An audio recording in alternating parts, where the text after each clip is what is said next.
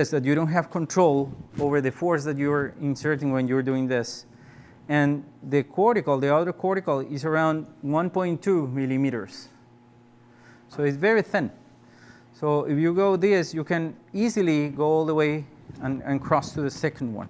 We're working in several designs with the tips, and one of the clues here is that we need to have a blunt tip. So this is not a sharp tip, so we're not gonna do any sharp maneuvers here.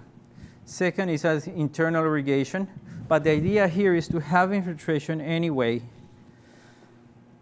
So we don't need to cover, or we don't need to do any other maneuvers to avoid skin That's piezo, burns. right? That's piezo. Take a look at this. My finger here is holding it like a pencil.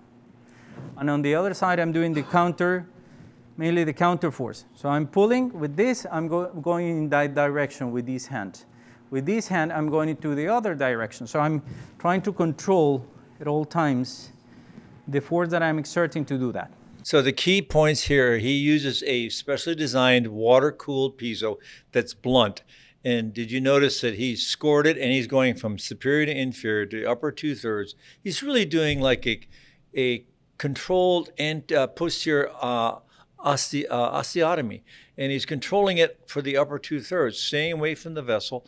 And he's doing it by feel. You can see it, and he's using bimanual technique. And I think that's safe. What do you guys think? Well, first of all, he ultrasounded the rib, so he was very definite where he was going to put his needle in to score it. Then he felt it and he scored it, and then he's only going through the outer cortex. And as he said, it's a very thin 1.2 millimeters, and so he's using the ultrasound for the upper 2/3 of the rib, and then he's going to green stick it. The beauty of it is that, like with the full length surgery, you can see the whole thing, see all from beginning to end, but then these vignettes are 5 minutes long, and it has the key steps. So you can go back, right before you do the case, you could look at that.